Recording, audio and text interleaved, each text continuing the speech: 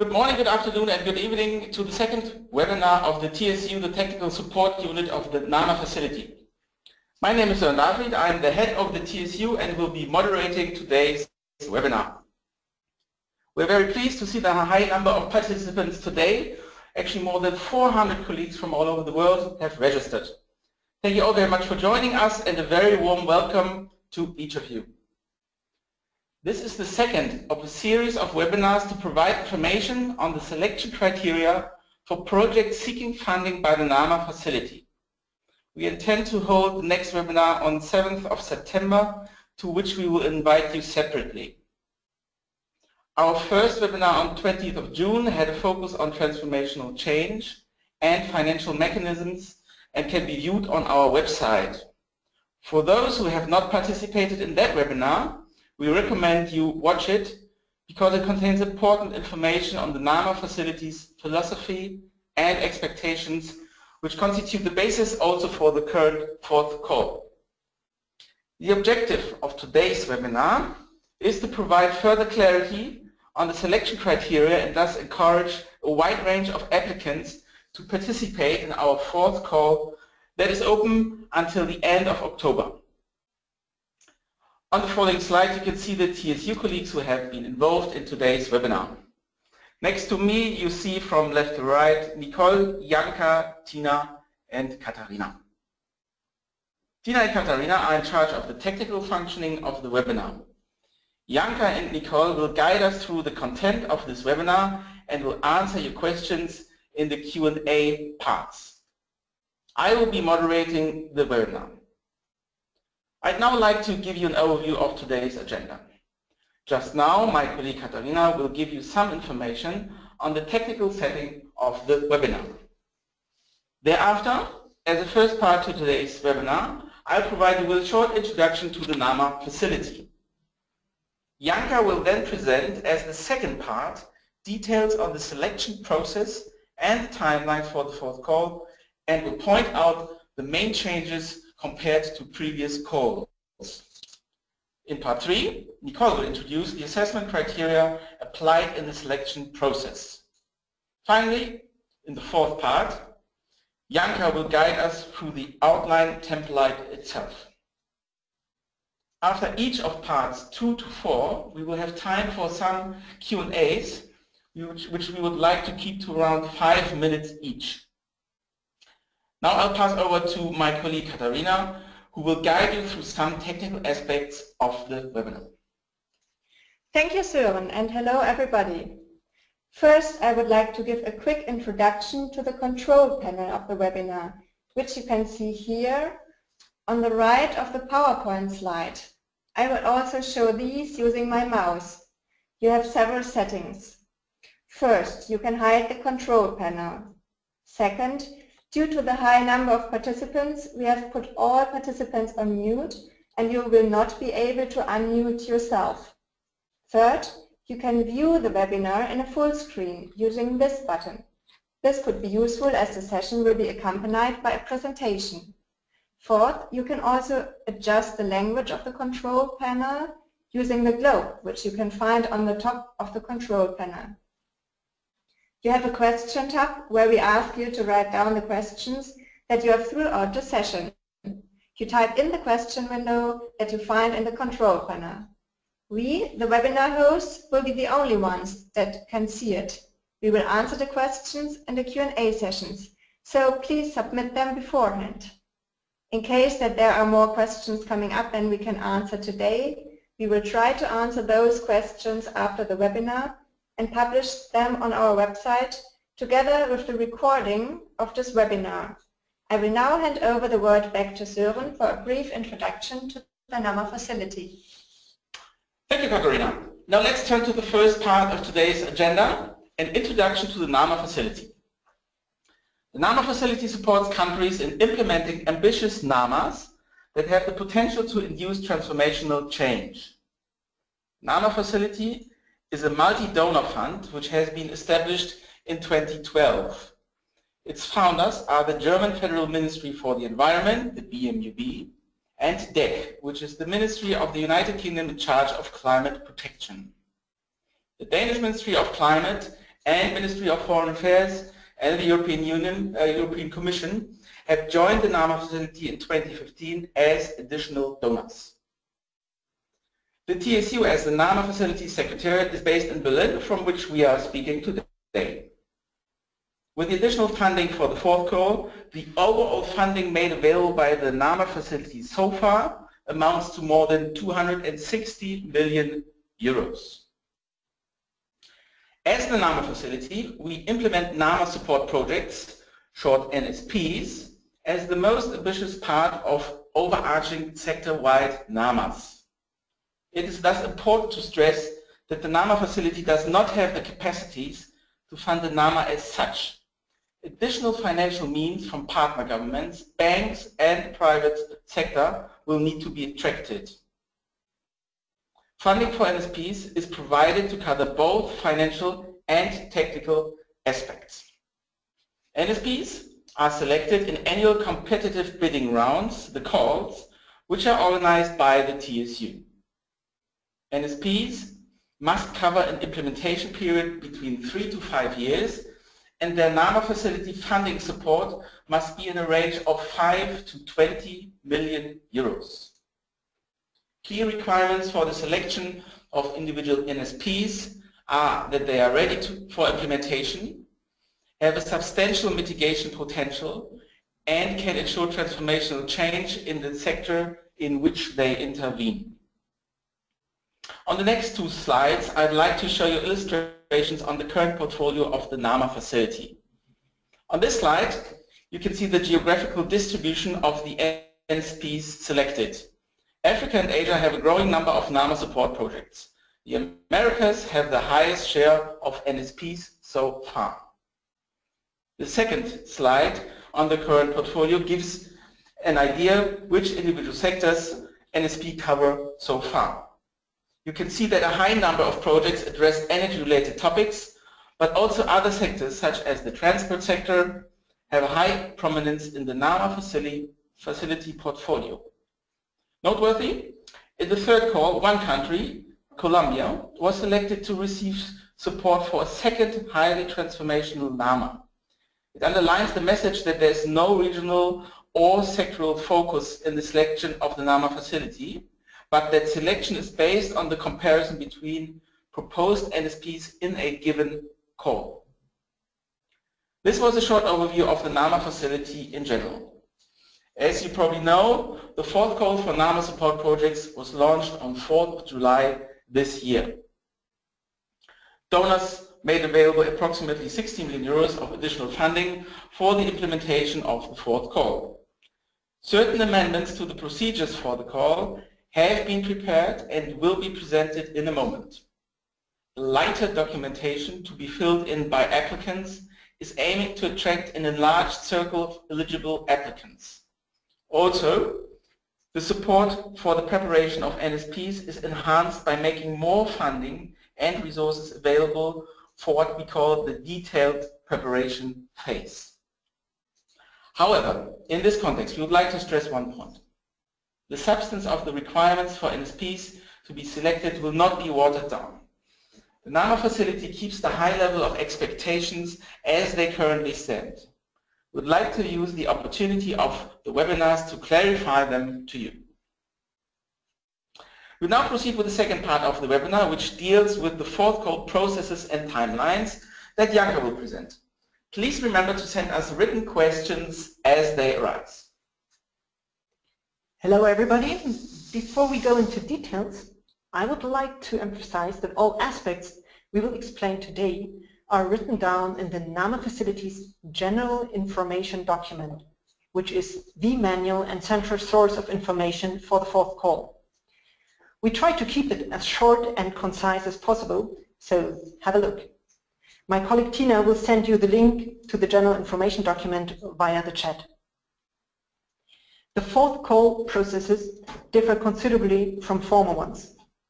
The changes result from our analysis of the challenges we found in the received outlines and also proposals of the last three calls. The challenges can be summarized in 4 areas. A well-established definition of the greenhouse gas mitigation potential, a complete barrier analysis, an assured technical and economic viability of the NAMA support project, and finally, financial mechanisms seems the single most important issue where outlines presented to the NAMA facility so far have been found rather weak. We have elaborated on this topic during the course of our last webinar. What do we do to help you overcome these challenges? First of all, we try to reach you through this our webinar. Secondly, we also improve the processes of application and selection in the following ways. We widened the range of applicants eligible for submitting outlines to legal entities that fulfill certain capacity requirements.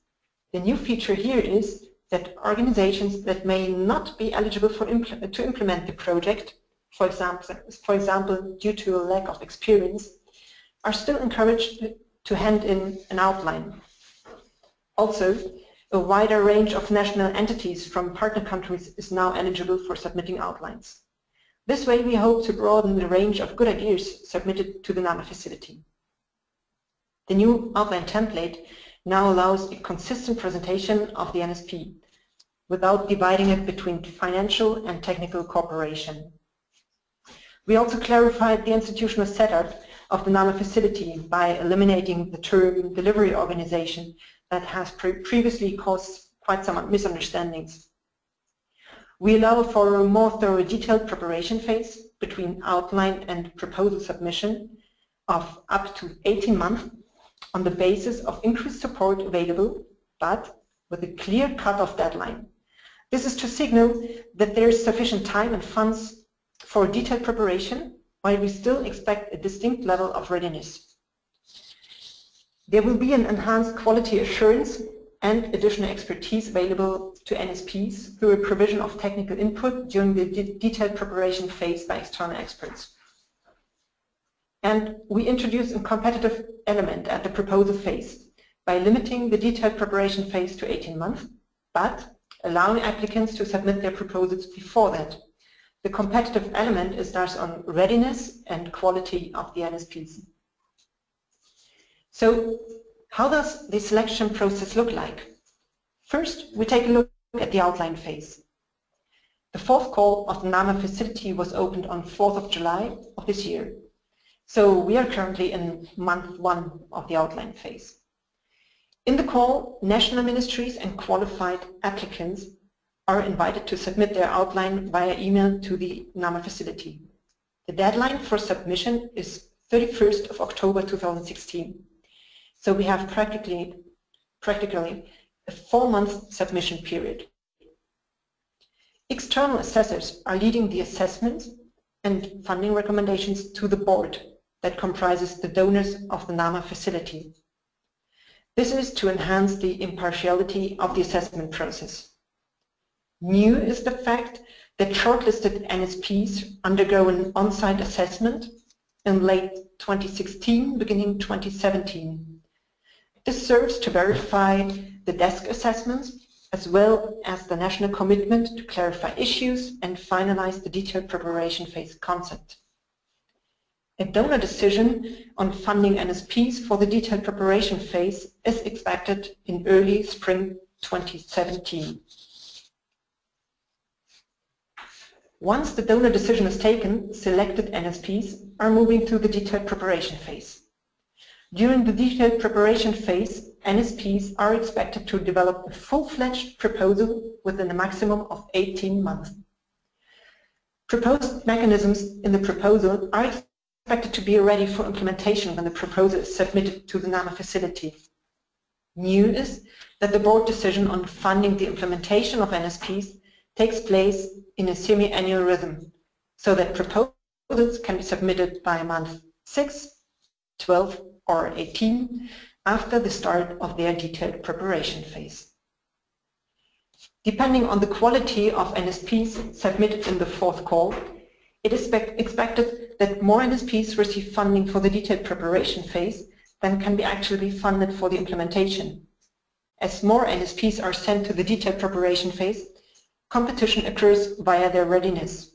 Proposals submitted within 6 months have a higher likeliness to receive immediate funding than those submitted after 18 months. To ensure a sufficient level of quality and stage of preparation, only those proposals passing a certain threshold in the assessment will be considered for funding.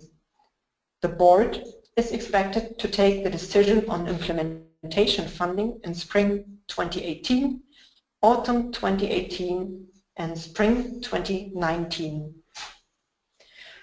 Once approved by the board, NSPs can go into full implementation. One last remark on the detailed preparation phase. As a new element, the NAMA facility provides more resources to the support of the detailed preparation phase. That includes, among others, an expert pool with financial experts. These consulting services are part of the detailed preparation phase budget, but the NAMA facility has engaged in the pre-selection of the pool in order to shorten the delay for tender procedures and ensure the availability of high-level expertise to NSPs. That is, in a nutshell, the detailed preparation phase. Thank you, Janka, for this comprehensive overview on the process and timeline. A number of questions have been already posted while we were talking. Let me quickly remind our audience that questions that come in today, but also written questions to the NAMA facility, will be addressed in clarification notes that the TSU will publish each and every 3 weeks from now, actually starting in 2 days on 29th of July.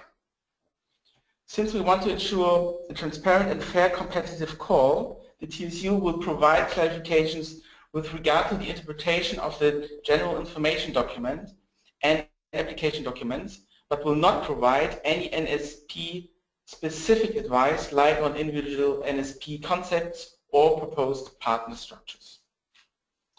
So Janka, let me pick up the first question that came in today. Can a country submit more than one NSP per call? Oh, yes, this is clearly possible. As a country can also have NAMAs in different sectors. However, for each NAMA support project, a separate complete outline should be submitted. Okay, here's another question. What will happen if we submit a proposal after 18 months and funds available in the fourth call have been allocated already to other proposals by then? Well, actually, this is a matter of available funding and qualified proposals. Proposals are not per se qualified for funding. They must pass a certain threshold in the assessment process for the proposals, as I said before. So if there are sufficient qualified proposals handed in earlier that absorb the available funding, the later proposals might not be funded immediately until additional funding becomes available. They might also refer to other funding programs like the Green Climate Fund. Okay, here's a third question. And it relates to the expert pool. Is the NAMA facility's pre-selected expert pool mandatory, or can we select our own experts in the detailed preparation phase? Well, of course you can select your own experts. The expert pool pre-selected by the NAMA facility is basically an offer that helps to identify scarce services and saves time in otherwise potentially lengthy tender procedures. It is to help applicants to stay within the 18-month time limit of the detailed preparation phase and prepare projects, especially on the financing mechanisms, up to the requirements of the NAMA facility. Okay, understood. Another question. You said that there is more funding available for the detailed preparation phase. Is there a budget limit for the detailed preparation phase? We could not find any information in the general information document on that aspect. There's no explicit upper limit for the detailed preparation phase. Nevertheless, it should be kept in mind that large budgets requested for the detailed preparation could be an indicator that the NAMA support project is actually not really ready for implementation. In the end, it will be a case-by-case assessment on the appropriateness of the requested funding. Okay, thank you. Last question for this part of the webinar. Can we receive funding for the development of a full-fledged NAMA and its implementation? Well, there's a clear no. the NAMA facilities support is targeted really at the implementation of NAMAs. Support for the development of NAMAs needs to be sought from other sources. Okay, excellent. Thanks very much, Jaka, for these explanations. Just a reminder concerning one of the questions we have received in the meantime. Of course, the presentation you're now seeing in the webinar will be published on our website, so you can easily find it and trace it back there on our website after the webinar has been done. Well then, let's move on with our agenda. Now that we have elaborated on the process in the fourth call and main changes compared to previous calls, we will now focus on the outline stage, as this is probably the most relevant issue for most of you. Nicole, can you tell us something about the criteria that are applied to the assess outlines in the fourth call, please? Sure. Thank you, Søren, and hello to everyone. Like in past calls, once we receive the outlines, we apply a two-step assessment process. The first step is a quick eligibility check with mainly formal criteria that you can see on the slide, and we also received a number of questions right now concerning those eligibility criteria. So you can, for example, see that all countries are eligible once they are ODA eligible. These criteria are streamlined now in order to allow more outlines to pass the eligibility check. Please take them seriously. Failing in one of them leads to the non-eligibility, and the outline would not be further checked for ambition and feasibility. The second step of our assessment is a qualitative evaluation of the presented outlines. For this qualitative assessment, we apply two equally valid assessment criteria: ambition and feasibility. Both are rated with a maximum of 25 points, and both are composed of a number of sub-criteria. Ambition is composed of the following: the potential for transformational change, the mitigation potential, and the financial ambition. Feasibility is composed of project rationale, project design, and the concept for the detailed preparation phase. In the chart, you can see the rating we attach to these sub-criteria. The points represent the importance we attach to the different criteria. You can see, for example, that transformational change is our most important ambition criterion. Even more so when you consider that financial ambition is actually part of the transformation potential and that we only took it apart in order to give it a special focus. When it comes to feasibility, you can easily see that we attach a high importance to the NAMA support project design and its technical and financial characteristics, because it tells us if the project can be successful. One last remark before looking at the sub-criteria in more detail. We will highlight certain aspects that seem particularly important to us. For a comprehensive list of details, please refer to the general information document that Tina also sent as a link, and to the outline template with its guiding questions. Now, when looking at the ambition criteria, again, we would like to emphasize that the transformational potential is really important to the NAMA facility, and that it could even be seen as the raison d'etre of the NAMA facility. There is no common definition for transformational change, but our interpretation includes a paradigm shift. That means a significant change of technology or behavior. A quick shift, meaning quicker than the business as usual. A permanent change, that means not slipping back to the situation before project. And the political embeddedness and political will to regulate towards a low carbon development path. And there is an intrinsic link between the transformational change and financing mechanisms. We will not elaborate on this now, but we like to refer to our first webinar on financial mechanisms that can be found on the NAMA Facilities website. The second ambition criterion, financial ambition, as I said, can also be considered as part of the transformational change. The NAMA Facilities funds are limited and can only make a small contribution towards the sector transformation. Therefore, we would like to see a high leverage of public and private funds. the NAMA facility funding is actually understood as a trigger or bridge funding to redirect the financial flows in a sector towards a low carbon development path. The removal of market barriers and respective financial regulation to stimulate or discourage certain investments are also key factors of the financial ambition. Even though we very much emphasize the transformational change, the greenhouse gas mitigation potential is also important to the NAMA facility, of course. In the end, the low carbon trajectory can be seen or expressed by lower CO2 emissions. We are very much interested to get realistic and soundly calculated emission reduction estimates that do not have to be revised down substantially at proposal stage. Please do consider rebound effects in determining the mitigation potential of the NSP. This is particularly crucial for NSPs targeting energy efficiency. And it is important to add that we do not only look for absolute figures, because otherwise only few countries and sectors would be eligible for NAMA facility funding. This means we also look at the overall mitigation potential of the country and in the respective sector. So that was it on ambition. Now let's have a look at the feasibility criteria. The first one is the NSP rationale. The single most important factor here is a sound and plausible barrier analysis. The barriers can be found in many aspects. They could be technological or on the regulation side. They could be in the financial instruments or in the interests of the investors, be it companies or consumers.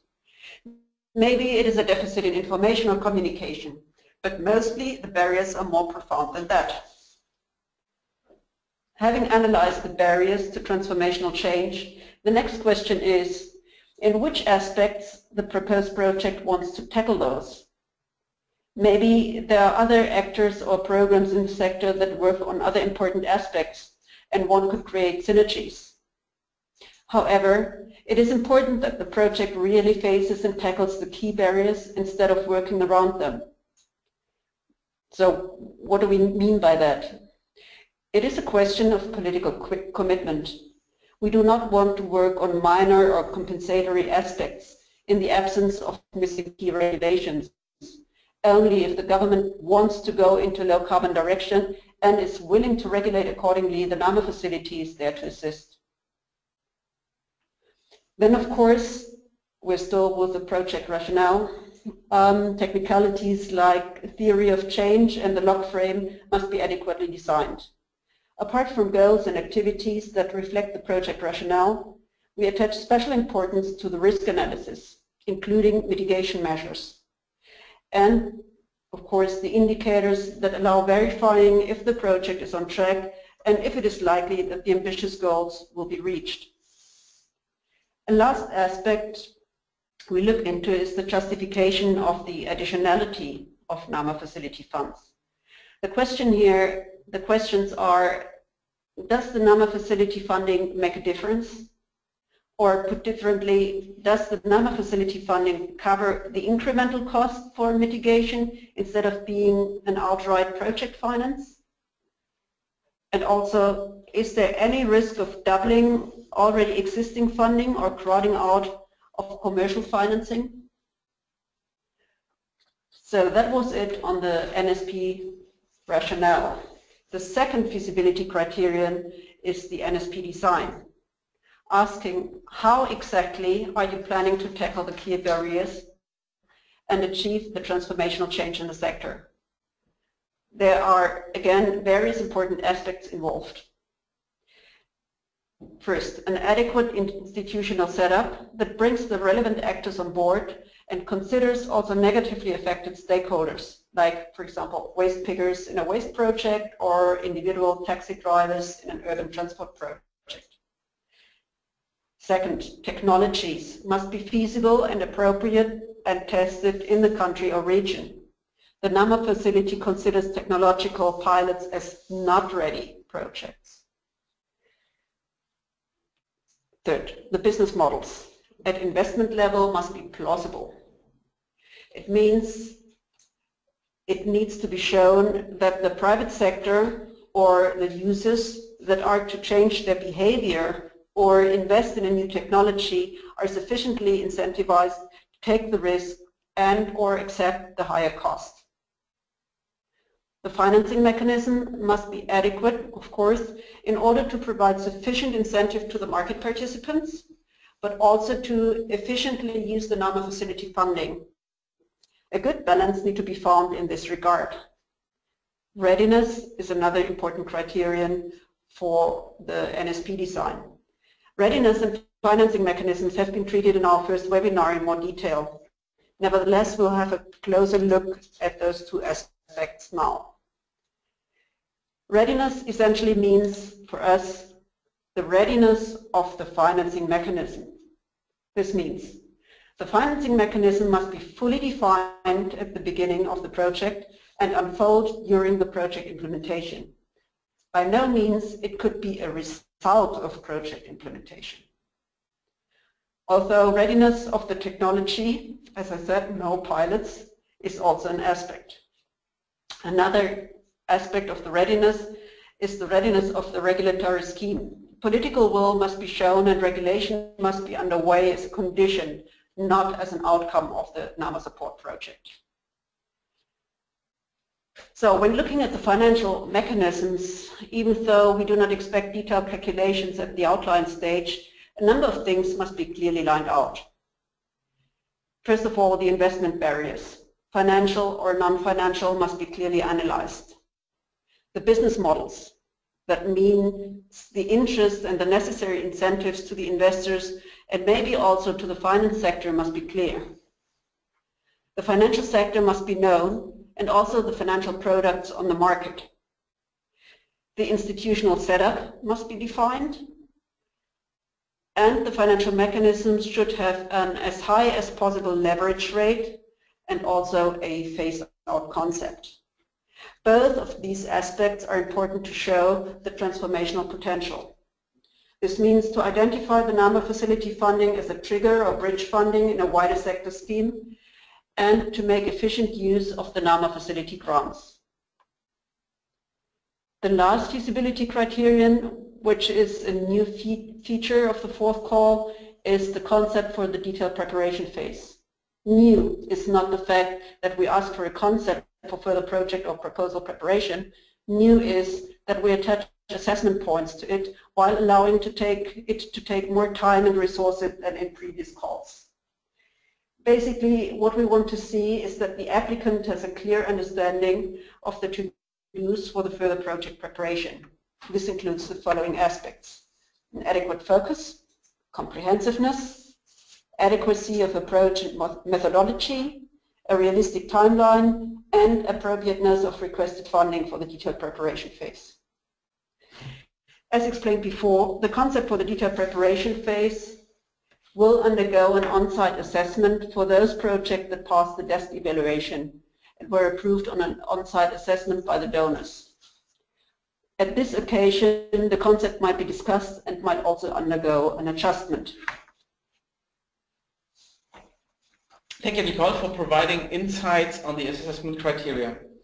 After this part, with key requirements of the fourth call, let's have a look at the questions that came in while you were speaking, Nicole, before we move on to the last part concerning the outline template. So one question for you, Nicole. Are cross-border projects eligible for funding in the fourth call? Let's put it that way. NAMA support projects in the cross-border but also regional context are not excluded from funding. However, the NAMA support project would be checked as if the NAMA support project was submitted by each country. So for all countries involved, the political commitment, the readiness, the implementation structure, etc. would be checked and assessed. Also, such a cross-border or regional approach would need to have a common raison d'etre. For instance, several small island states of a region may join forces within one project in order to generate the eligible funding volume. However, it would be difficult to make a case for the common project simply because an organization is active in 3 or 4 countries across the continent. Okay, makes sense to me. Another question here. Can we receive guidance on whether and how to improve our projects that we have submitted in previous calls to the NAMA facility? Yes, you can, but not now. After each call, the TSU has been offering individual feedback calls to the submitters. Many submitters also made use of this offer. As the call is open now, we want to ensure a fair and transparent competition of ideas. Hence, we do not provide any guidance on individual projects, but solely on the general interpretation of the application documents and processes. Sorry for that, and thanks for your understanding. And we want to point out here that it is possible to resubmit NSPs that have not been selected in previous calls. Our experience from previous calls is that some of the resubmitted NSPs have undergone substantial improvements and were eventually selected in a new call. Okay, thank you, Nicole. Another question. Can we receive funding for an individual investment project? No, you can't. You can't because the NAMA facility supports governments and their implementing partners in implementing sector-wide mitigation actions that lead to a transformational change in the sector, rather than single investment projects like a PV plant or the refurbishment of a single building. Okay, thanks very much, Nicole. There's 2 more questions which came in just now. The one refers to the question of eligibility in terms of the implementation period. You were saying that this period must be between 3 to 5 years. Now a question from Luca is, does this period of 3 to 5 years refer to the NSP or to the NAMA itself? No, it clearly refers to the NSP. What we're talking here is NAMA support project and not the overall NAMA. So the NAMA, in our understanding, is a sector-wide approach by the country, and we, through the NAMA support projects, fund just the NSP as the most ambitious part maybe of that NAMA. And so there could be other NAMA funding for the same NAMA in other aspects. For example, take transport projects. You have an urban transport system, and so the NAMA facility funding with the leveraged public and private funding covers part of it, but other parts might be covered by other means. So yeah, we're talking about the NSP and not the wider NAMA. Okay, that's fine. And I mean, of course, our understanding is that a NAMA is so complex that it could take far longer than 3 to 5 years. So it can go far beyond the scope of the NSP actually. Good. And then last question for the moment, which came in from Joanne, referring to the term of financial mechanisms. So her question is, as the NAMA facility provides funding, which is a grant, isn't that the financial mechanism as such, or what exactly is our understanding, what other means of financial mechanisms could be conceived? Oh wow, big question. No, the grant is, yeah, technically speaking, of course, the grant is a financial mechanism, but that's not what we're speaking about.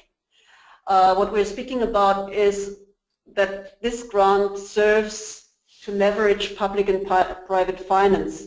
So ideally 1 to 10, 1 to 20. So if you look at, not at regulate, I mean, you can look at regulatory schemes, and we could look at private sector finance. If we look at private sector finance, for example, we have financial schemes that the NAMA facility funds are used for guarantees or first loss guarantees. They could be used for interest subsidies or instruments like that.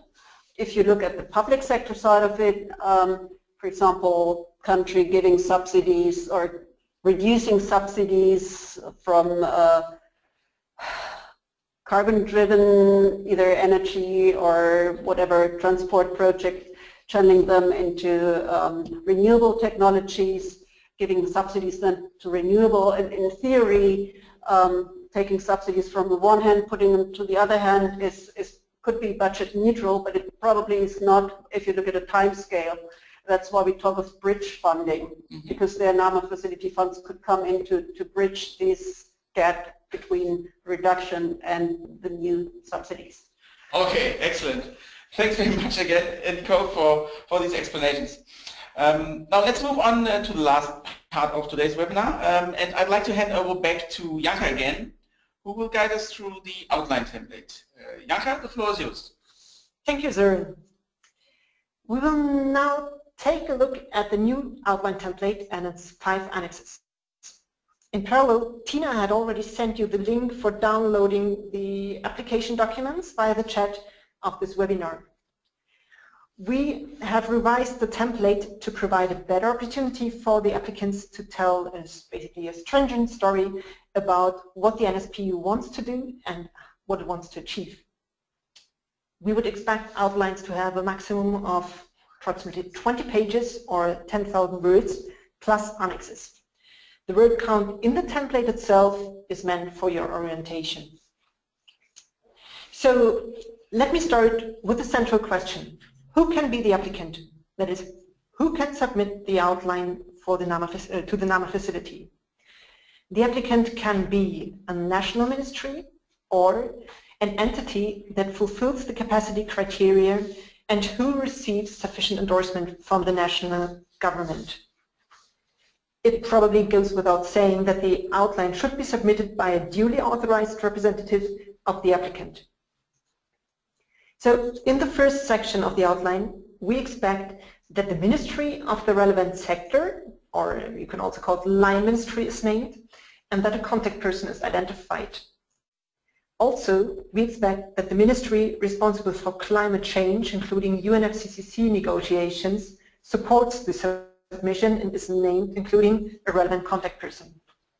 Additionally, we expect endorsement letters from both ministries. I will get back to this issue of endorsement letters in more detail when we take a look at the annexes. For better accessibility of the NAMA facility, we made significant changes with regard to the NSP implementation structure.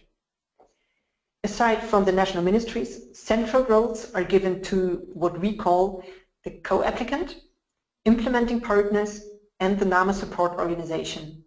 I will explain in more detail now what roles these three have and what requirements they should fulfill. The co-applicant or applicant. If the applicant is a national ministry, a co-applicant should be identified. The co-applicant will be the contracting partner for the detailed preparation phase. The co-applicant is a legal entity that should have sufficient capacity and experience to ensure a sound, detailed preparation of the NSP. We would like to stress that the co-applicant does not necessarily need to have the capacities and experiences necessary for the NSP implementation. As I mentioned before, the legal entity can also function as the applicant and submit the outline to the NAMA facility if this entity receives sufficient endorsement from the relevant national ministry. Also, in case the legal entity will become the contracting partner, also in this case, the legal entity will become the contracting partner for the detailed preparation phase. The legal entity has to fulfill a set of capacity requirements that you can find in the general information document in Chapter 5, and some of them have been also lined out on the slide you see now. These capacity requirements are much softer for the detailed preparation phase than for the contracting partner for the NSP implementation. Hence, the legal entity serving as an applicant or co-applicant can be different from the legal entity designated as the NAMA support organization for the actual NSP implementation. Please note that there's an option to form a consortium if the necessary expertise cannot be provided by a single organization. In that case, the consortium must demonstrate that it fulfills the criteria and a lead partner needs to be identified.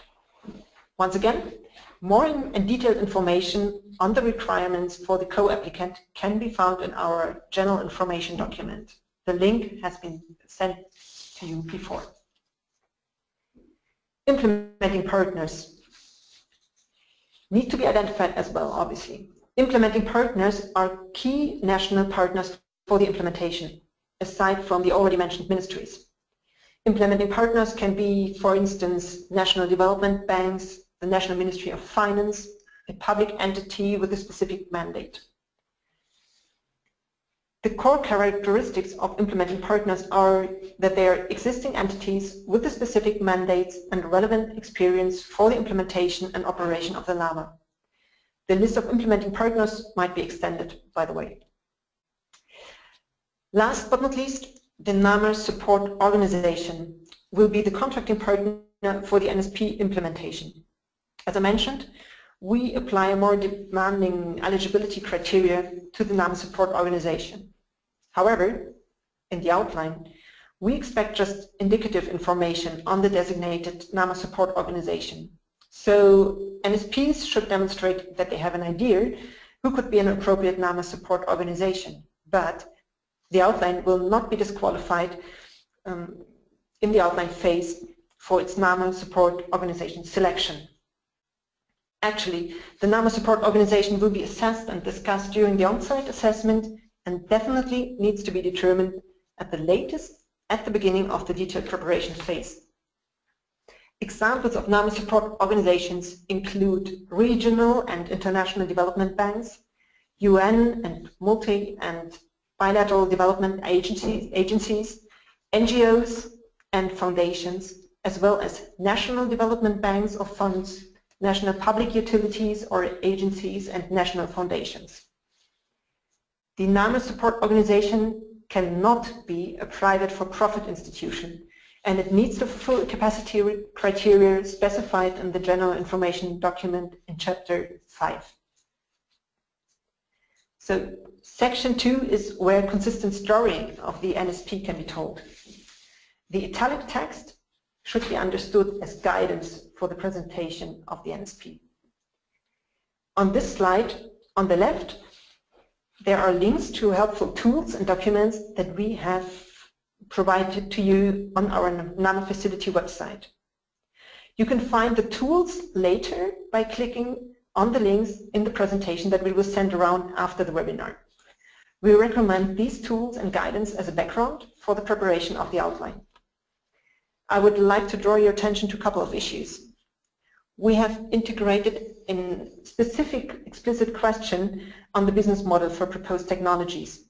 As Nicole mentioned, we consider a convincing business model for the proposed technologies central for the broader impacts of the NAMA support projects. Respective information has been missing in many of the outlines in the past years. Actually, the business model is also important for identifying the right financial support mechanism. Once again, we would like to stress that a sound financial mechanism is a central piece and should be presented as clear as possible. The NAMA facility focuses on enabling transformative investments, not on technical assistance. The NAMA facility considers NAMAs as an implementation vehicle for nationally determined contributions in the context of the Paris Agreement. Thus, the linkage of the NSP to the NDC, or nationally determined contributions, is very important and should be demonstrated. Last but not least, sustainable development co-benefits are seen as an important driver for change in a country. Therefore, co-benefits have to be integrated into the information on the embeddedness of the NSP. Section 3 is to present the ambition of the NAMA support project with regard to the potential for the transformational change, financial ambition, and mitigation potential. We strongly recommend considering the M&E guidance, or monitoring and evaluation guidance, and tools provided by the NAMA facility. Please note that there's a direct link between financial ambition from private and public and other donor sources and the financing structure of the NSPs, as shown in the next sections of the section of the outline template and on our next slide. Here, in section 4 of the outline, we would expect to see the hard numbers on your financial ambition, at least on what could be considered directly mobilized by the NAMA support project. If you foresee more than one financial mechanism, please specify them in the table as well and indicate the individual financing sources. Make sure that in your cost structure you also include your overheads, possible taxes, expenditures for monitoring, communication, and so on. And note that 1% of the requested NAMA facility funding for the implementation itself shall be reserved for the NSP evaluation. The evaluation budget will be centrally tendered and commissioned for all NSPs. Now that we've gone through the outline, let me take a quick look at the annexes that should be submitted together with the outline. As Annex 1, we expect endorsement letters from the national ministries that have been mentioned in the outline, that is, the sector ministry and the ministry responsible for climate change. We would like to stress that endorsement letters are much more than a formal requirement. They give an idea on the level of political and possibly also financial commitment of the national political partners. The content of these letters is carefully studied and considered during the assessment of the outline. Endorsement letters should be in English or at least provided with an English translation. Annex 2, the log frame, is a planning instrument for project development that most of you should be familiar with.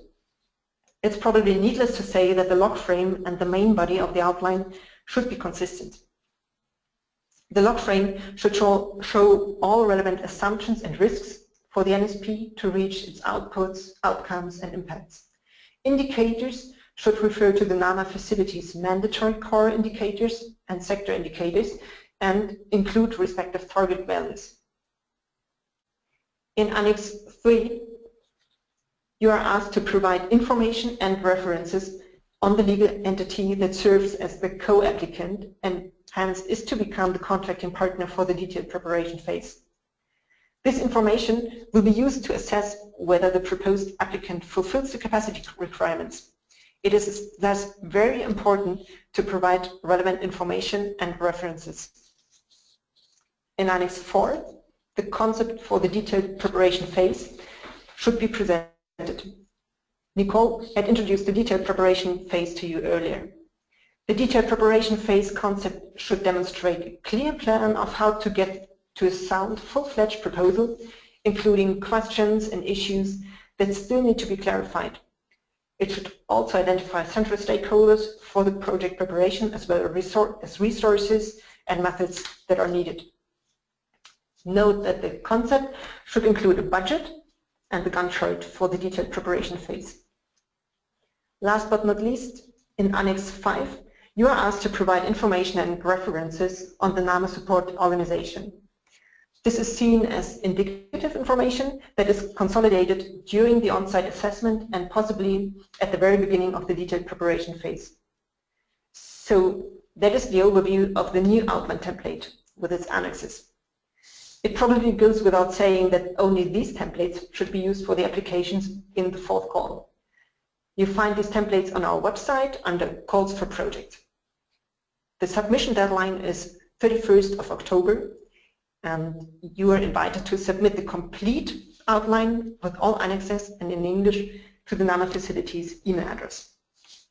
Excellent. Thanks very much, Janka, for this introduction to the application documents. With a view to the time, we do have some more questions coming up. Roughly 5 minutes left, and we'd like to use them for some remaining questions. Please also note that, as we said before, both the presentation you have been seeing today and the spoken words will be available on our website to be downloaded shortly. So, Janka, one first question for this last part. Can one legal entity act as applicant and NAMA support organization? Well, yes, of course it can. We took the two roles sort of artificially apart in order to open the competition to more organizations, because there might be a number of interested organizations that have the experience and capacity to design projects without necessarily having the experience and capacity to implement them. So, as I said before, the capacity requirements for NAMA support organizations are higher than for those for applicants. Okay. If the applicant is at the same time the NAMA support organization, Does he have to fill both annexes, so Annex 3 and Annex 5? Well, clearly we would like to avoid redundant information.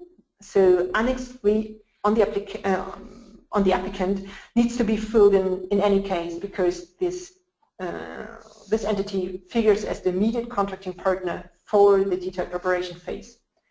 Annex 5 does not necessarily need to be filled in this case, as you mentioned, but you could simply refer to the Annex 3. Just make sure that whatever you fill in Annex 3 also fulfills the criteria for the NAMA support organizations that are somewhat stricter. Okay. Another question come in. Do we need support letters for NAMA support organizations, co-applicant and implementing partners? Well, for the submission of the outline, you don't, no. Endorsement letters only need to be provided from the relevant ministries of the government. Okay, understood. And then another question here which goes, can an NGO from the NAMA country apply for support, or is only the government eligible? Well, national but also international non-governmental organizations can apply, of course, in the fourth call if they fulfill the capacity criteria mentioned before and mentioned in the general information document, and if they can secure sufficient endorsement of the relevant national ministries that I also mentioned before. Because in the end, NAMAs should be linked to the country's climate policy and action and show induced transformational change. Hence, to our understanding, the political backing and commitment is an important aspect in the selection process. Okay, thank you, Janka. I would like to continue with this question. Do we have to register our NAMA with the NAMA registry of the UNFCCC before submitting it to the NAMA facility? No. As before, the NAMA facility does not request a registration with the NAMA registry as a precondition for funding requests. Nevertheless, the NAMA facility keeps encouraging selected NSPs to register with the support received in the NAMA registry. Okay. And then there is this short question here. What kind of information do you expect in 4.2 of the outline template on whether the funding is secured? Maybe we can open that again. Can we open that again? 4.2, that was, here we go. So there's a question on, please add a note on how secure the different funding sources are. For each of the funding sources that are considered directly mobilizing funding, that is, the contributions from the public sector, from private sector sources, and from other donors that are used in the NSP implementation, you're requested to provide information on whether this funding is already an existing funding stream or firmly committed or earmarked, for instance, in the national budget plan, or has been considered without a formal commitment. So please also provide information by whom and when the commitment was taken. Okay, thank you, Janka. We're running a bit out of time, but nevertheless, I'd like to pick up two questions which came in just now. And the one refers to the term of co-applicant, which you have been introducing. And the question is it actually mandatory to have a co-applicant? Yes, well, it is mandatory when the applicant itself is a national ministry, because we need a legal entity that can act as a contracting partner, because for technical reasons we cannot contract for the detailed preparation phase national ministry. Hence, in this case, it is mandatory, yes. Okay, that makes sense.